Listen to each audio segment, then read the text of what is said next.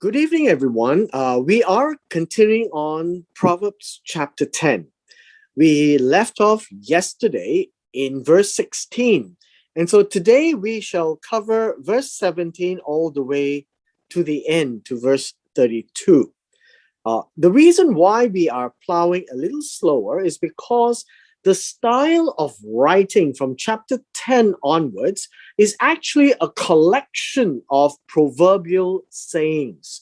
Whereas from chapters 1 to 9, you find that it's somewhat in a narrative, poetic form, with instructions to wisdom, words of advice given to my son, as Solomon addresses that. But when it comes to chapter 10 onwards, it becomes a collection of sayings.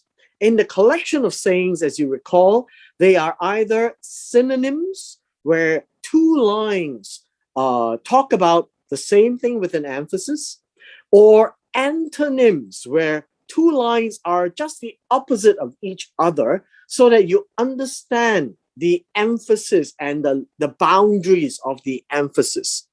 So we begin in verse 17. Verse 17 says, "He who keeps instruction is in the way of life, but he who refuses correction goes astray." Now, again, you can see that this clearly is an A and A prime because it's the opposite of each other, right? The way of life and goes astray really talks about something that's totally opposite.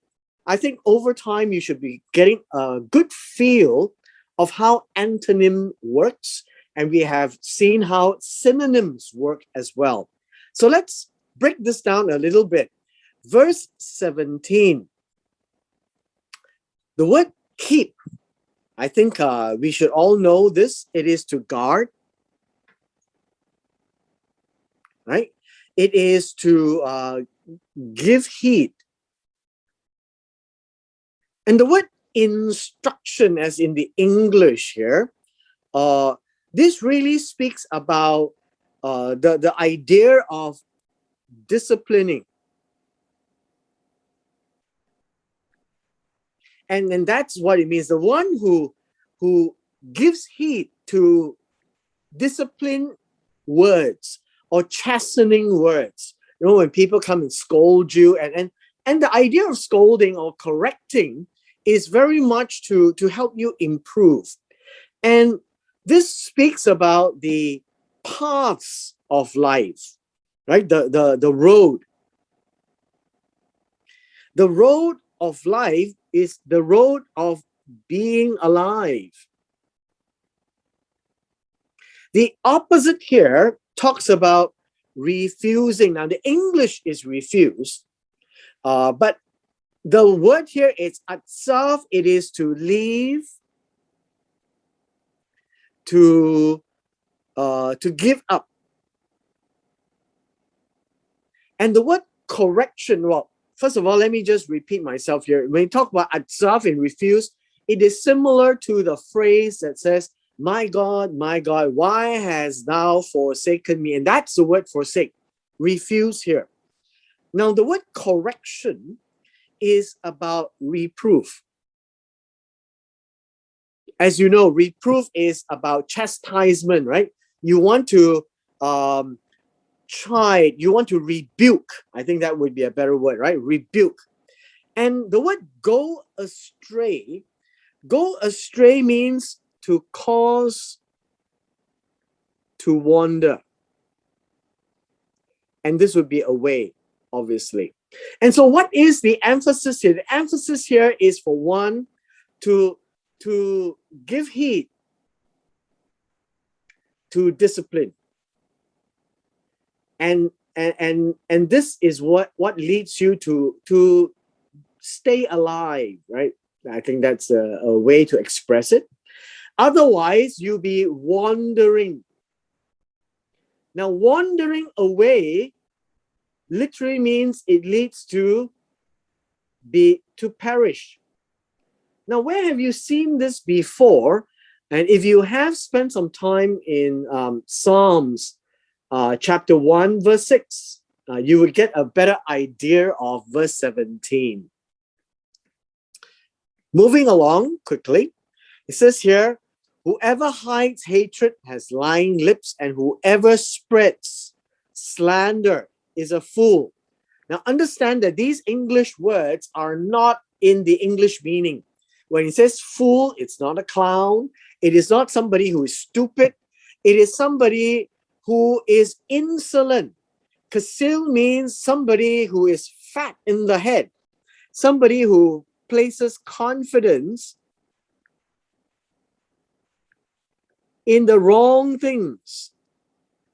Now, when you say wrong things here, it would mean that they are not placing confidence in God.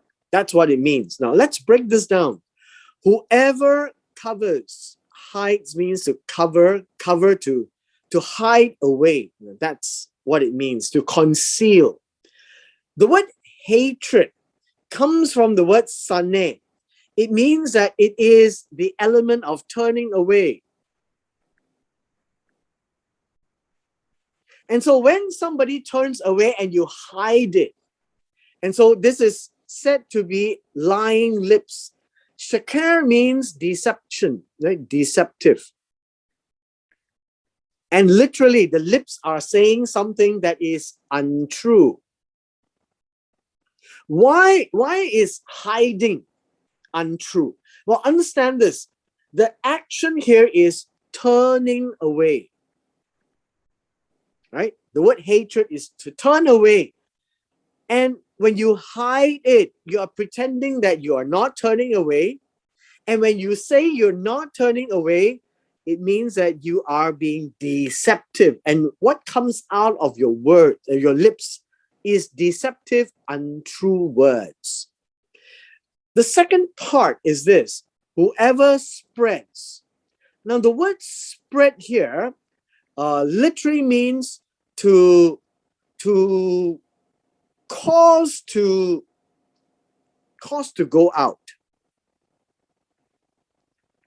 Cause to go out. And the word slander really would mean an evil report.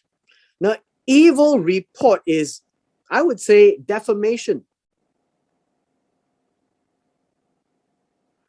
Defamation, it would be a slander, right? It's a defamation. It is to hurt somebody.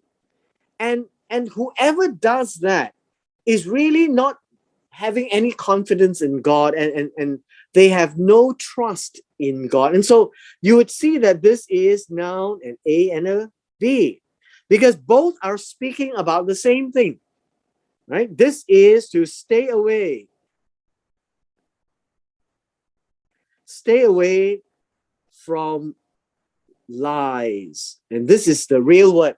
Lies means words that is untrue. It is deceptive. It is to hurt somebody. It is not placing trust in God.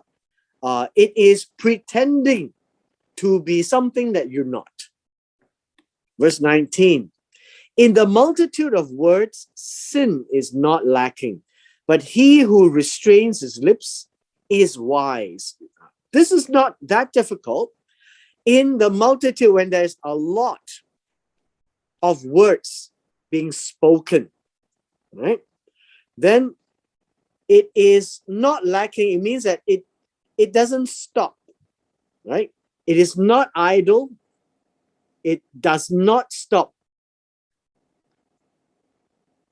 In a lot of multitude of words, it says that the word sin basically is rebellion. And this would be pesha. Pesha is not lacking. When you say a lot of things, and empty words coming out, it would be saying things that is insolent and arrogant. Right? That is what it's trying to show here. But he who restrains his lips, the word restrain here means to hold back.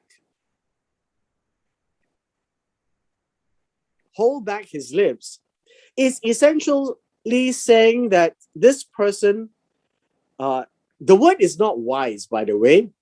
Shakal really means he would be prudent.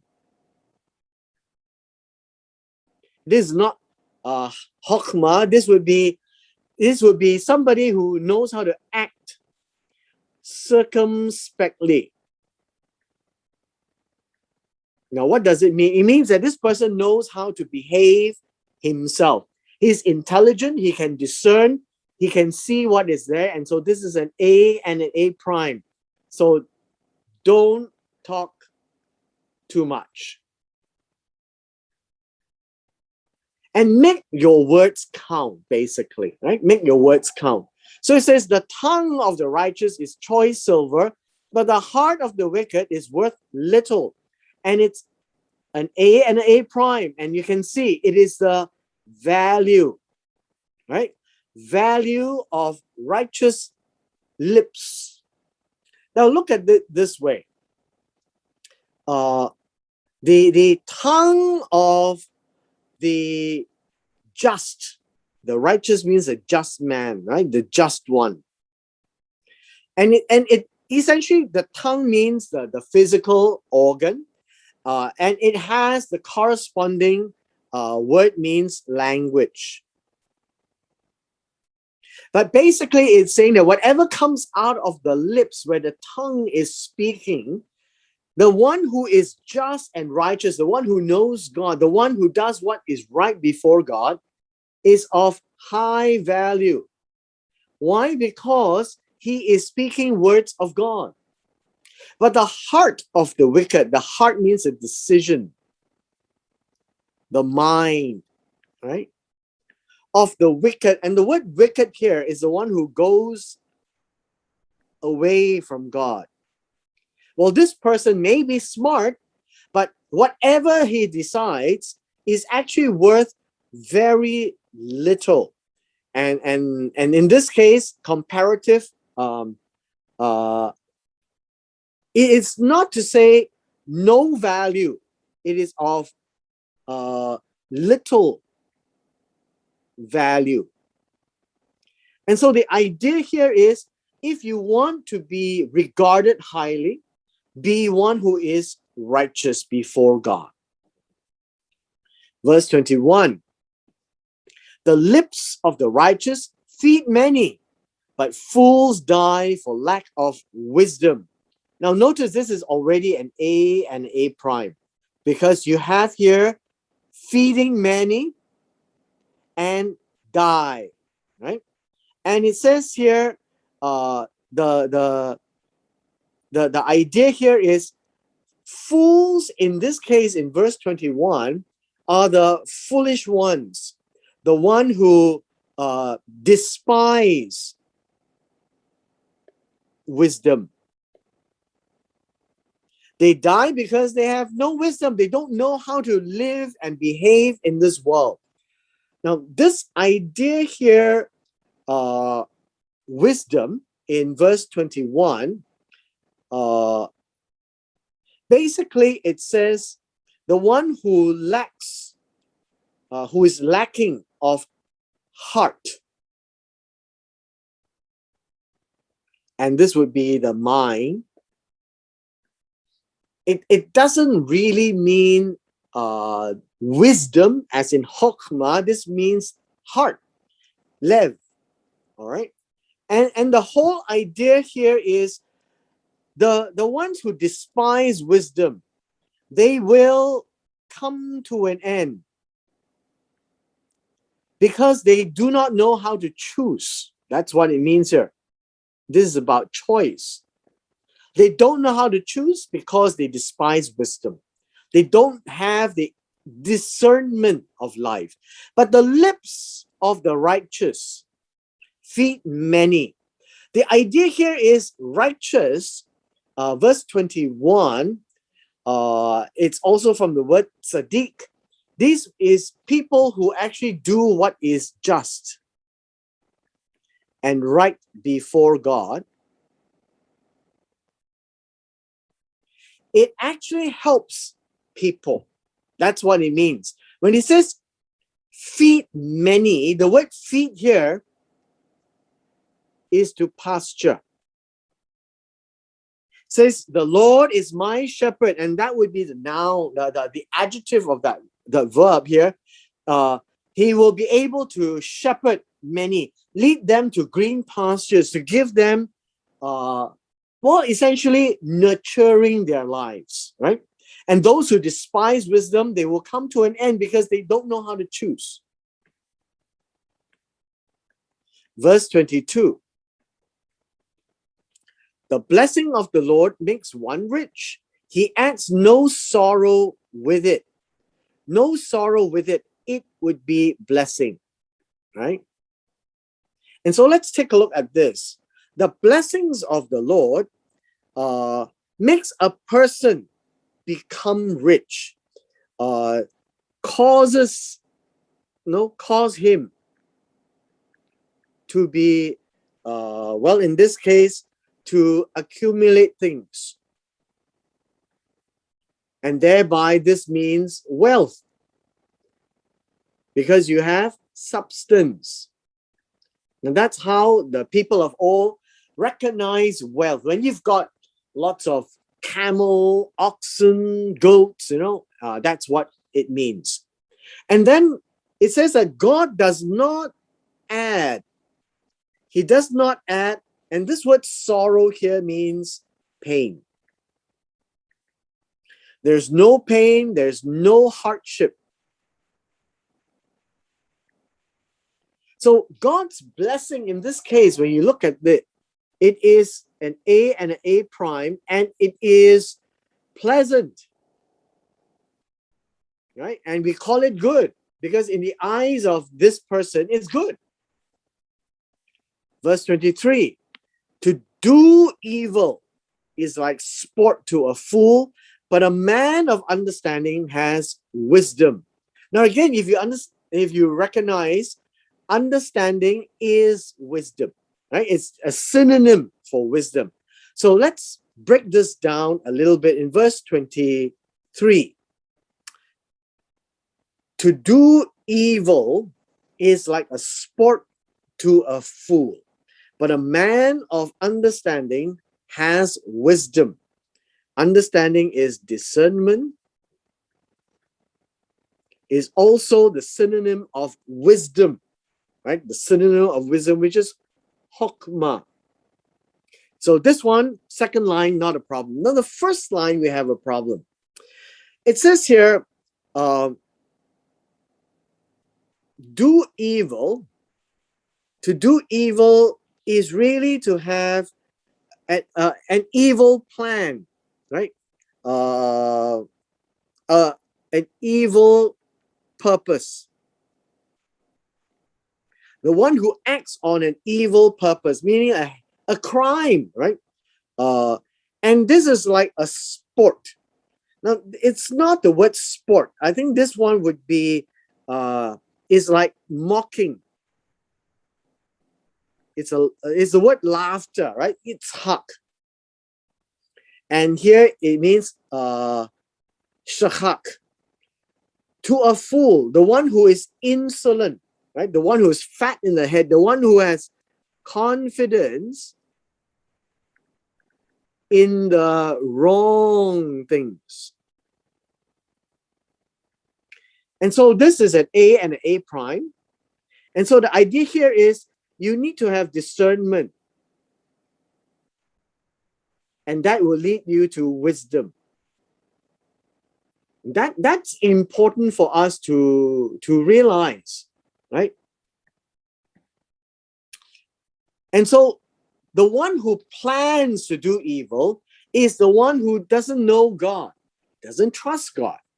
But the one who knows God is the one who can discern good and evil.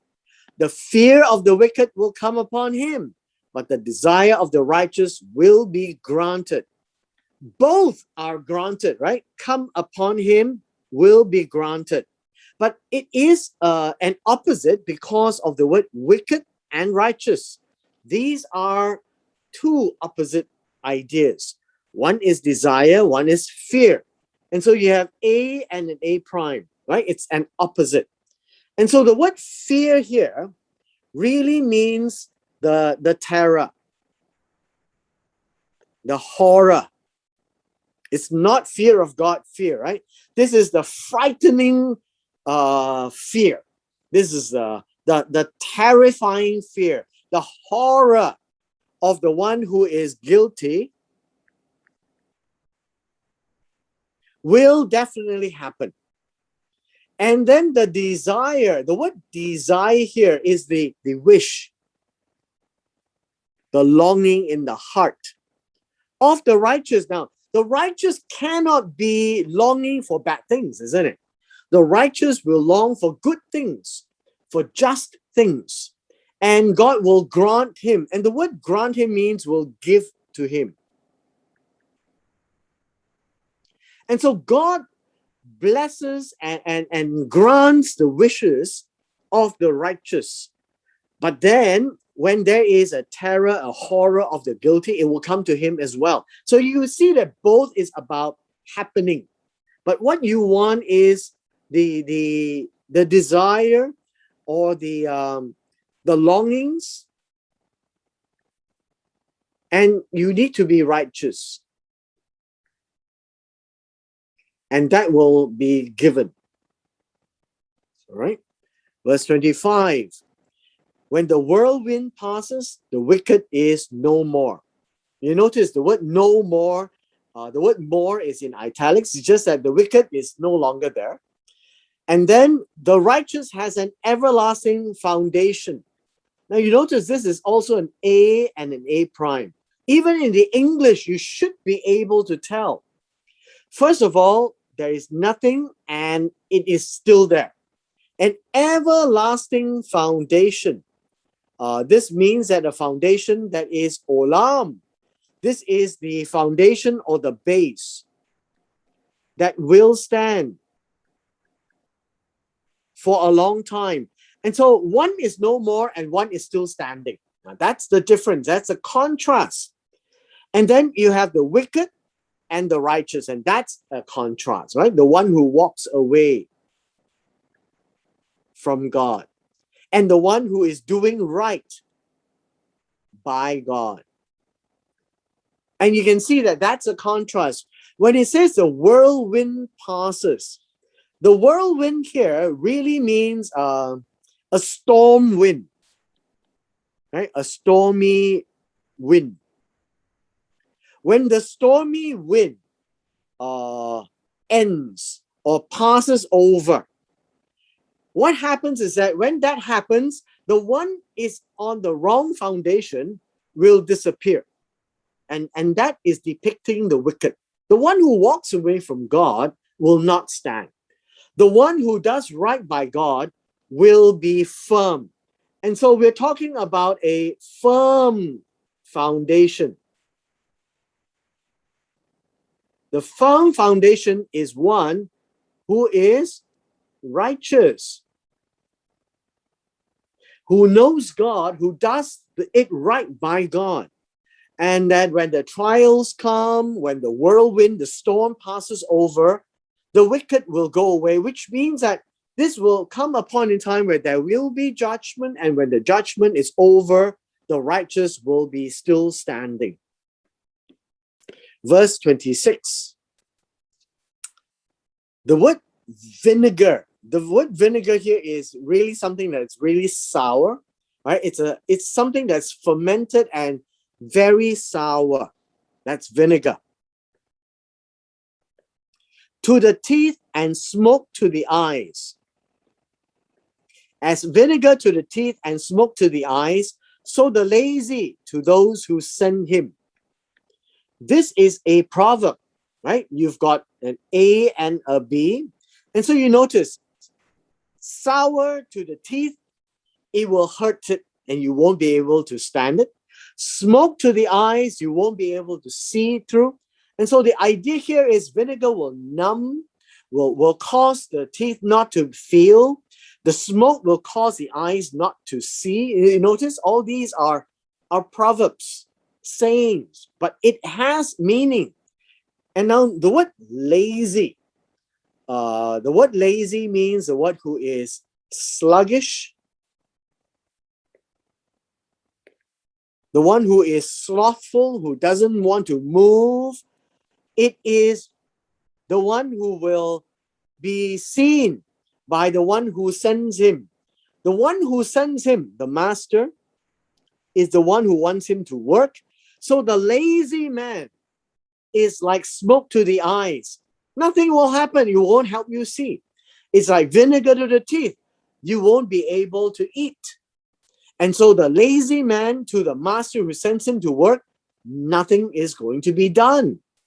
Right? So this is really to say that don't be lazy, because you would have no value, right? Really, no value to anyone.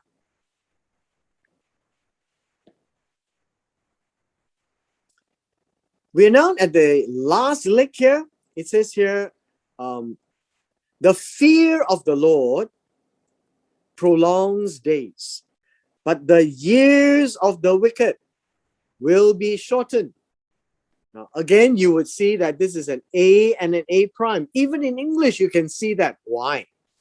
Prolonged days, years shortened. That's what you can see, right? The fear of the Lord also implies a certain kind of character. And the opposite of one who fears the Lord is the one who is wicked. You can see that, all right? So let's break this down. The fear of the Lord, or the one who fears the Lord, who is afraid of God, the fear that belongs to God, right? This is not about being terrified of the evil man or the police. This is about being afraid of God. That kind of a fear that is honoring God, that you know that God is the judge. And so you make sure that you decide correctly. You decide faithfully. And so the fear of the Lord really speaks about a person who will do what is right by God. The opposite will be the wicked. And the wicked will be the one who goes, right, away from God. That's the opposite. The fear of the Lord is opposite of wicked. So we need to be very clear in some of these contrasts. One is to prolong days, right? One is to shorten the years. It's really talking about life. Now, the life of one who fears God will be prolonged. Now, the word prolong is to add, but this is a metaphor. The one who follows and walks after God, fears God, will have long years. Why? Because he will not do anything that will offend God. He won't be like the sons of Aaron, went into the tabernacle and offer strange fire to God, and God struck them dead. So what happens is that when you fear God, there'll be many days. When you are wicked and you go away from God, then the days might be shortened. That's what it means. That you might incur the wrath of God, who will strike you dead. And so your years are shortened, so to speak. So you can see the contrast here. And so God has constantly shown throughout Scripture that whenever people go against him directly in rebellion, like at the foothills of Mount Sinai, when Moses was up there in Sinai gathering the Torah, the law, they were worshiping the golden calf. And when Moses came down, God struck them. 3,000 died that day. And that is what it means by their years are shortened. But if they fear God, their days are prolonged, meaning God will not cut their lives prematurely. That's what it means. Now, we also know of one person like Hezekiah, and his life was added 13 years. So the hope of the righteous will be gladness, the expectation of the wicked will perish. You can see that these are all antonyms, right? One is gladness, one will perish. You will be surprised that the word gladness or joy has an opposite of avad, that you would go away astray and it leads to death. And this is very similar to Psalms chapter 1, verses 1 and verse 6. And so verse 1 tells you of one who is happy. Verse 6 tells you of one who will perish. And so Psalms chapter 1, verse 1 and verse 6 gives you the opposite, which is joy with perish. That's exactly what the contrast is. And the condition is, well, the hope of the righteous will be happiness. The expectation here,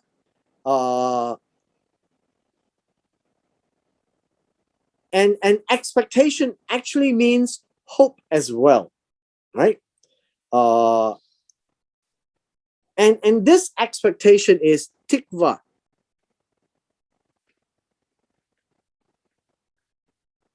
It is also meaning hope.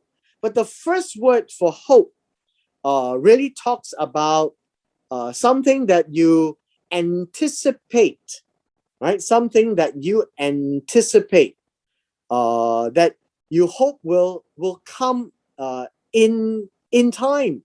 That's basically what it means, right?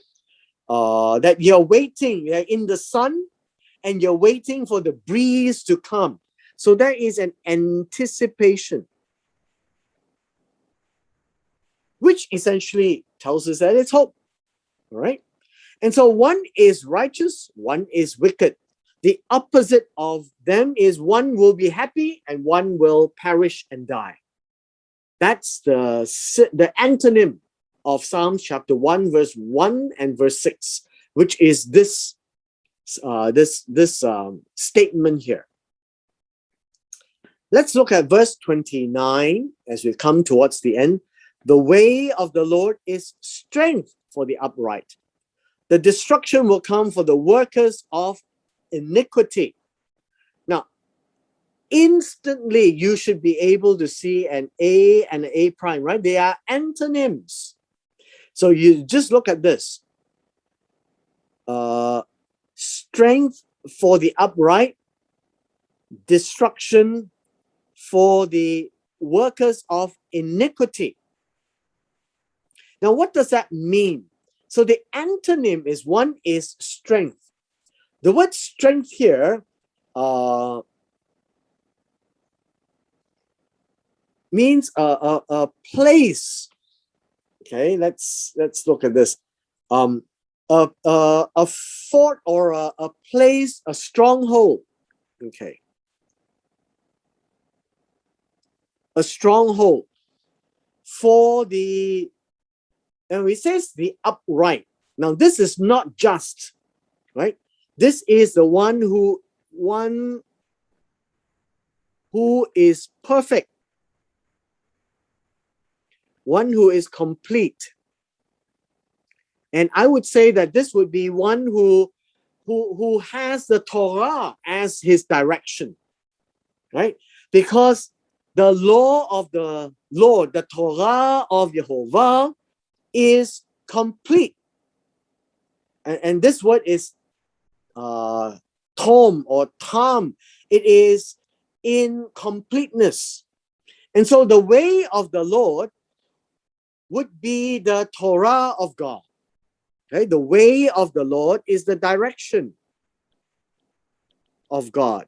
It is also the Torah of God. It would be the strength. It would hold one who is complete in place. But then the opposite is the destruction. The destruction means the terror, the ruin will come. Well, the word is not to come. The word ruin will be of those who do. It says workers of iniquity, those who do wickedness. The word wickedness is avon, right? It's another form of trouble, right? It would also imply idolatry, perverting the way of God. And so if you read this in its context, you will actually find that the Torah of God is the one that holds, the one who is perfect, who is complete, who observes God's laws in its completeness. And those who go away and create trouble and who performs idolatry will see destruction, will be ruined. And so these are the antonyms. So being upright is the opposite of destruction. And so the way of the Lord means the one who does what is right by God is the opposite of the one who does perversion, idolatry, will serve another God. That's how you can read this. Let's look at the last few verses. The righteous will never be removed. The wicked will not inhabit, well, not the earth here. And this really means the land, right? The promised land. And so the righteous would be the one who is right by God. He will never be removed. The word never be removed literally means he won't shake, right? He won't shake. He won't fall. He will stand. The righteous here is the just, and interestingly, it is the just, the righteous to olam. The righteous who are right, who are just by God for the long time, for the eternity, means he's been doing this for the long time. He will not shake and he will not fall. But the wicked, the one who goes away from God, he will not inhabit. The word inhabit means he will not dwell, right? He will not stay in the land that God has given to his people. And so what it means is if you are wicked, so it's an A and an A prime. If you're wicked, you're gone from the land. If you're righteous, you will stay in the presence of God. That's how easy it is to read these verses. So what does it tell us? You need to be righteous. Not one time, but for long time. Olam, basically. Verse 31. The mouth of the righteous brings forth wisdom. The perverse tongue will be cut out. You see, these are antonyms. You notice it is not happy, sad. It is happy, perish. Upright, the ones who does iniquity. You are not going to fall. You will not dwell in the land. You'll be kicked out of the land. You will talk about wisdom. You bring forth wisdom.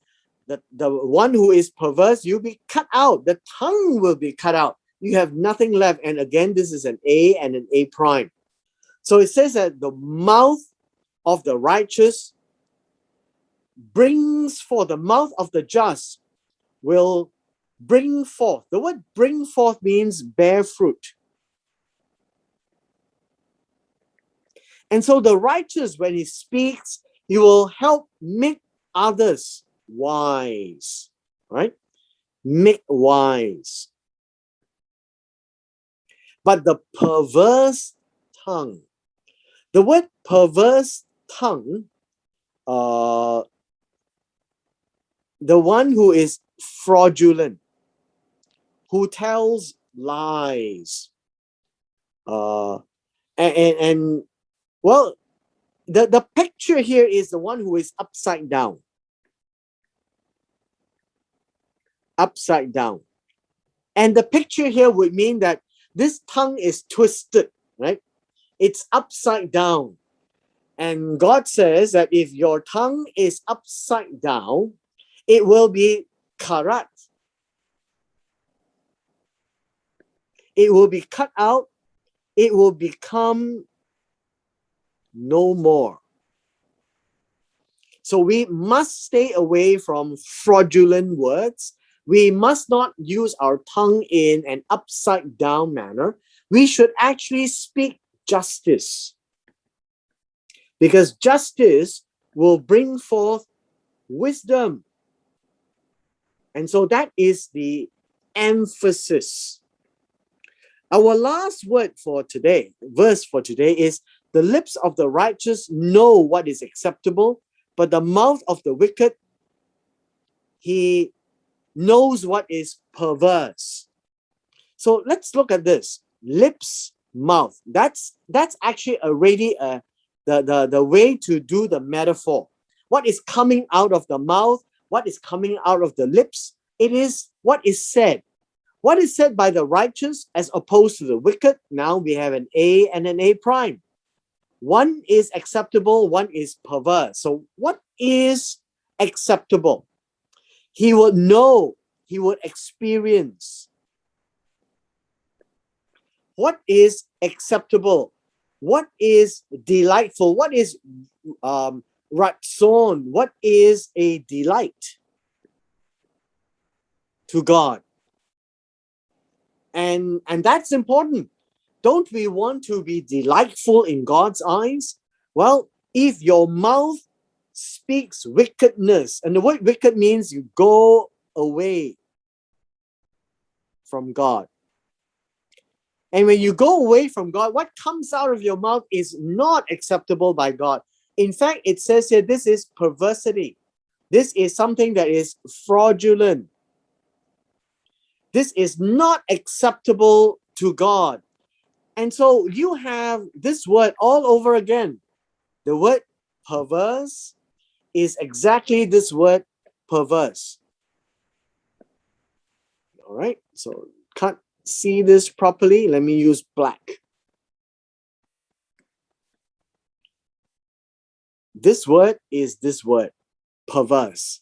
All right, so that we can see it clearly. And perverseness, being fraudulent, is not God's idea. What comes out of one who goes astray is not acceptable. In fact, God considers it fraud because it is untrue.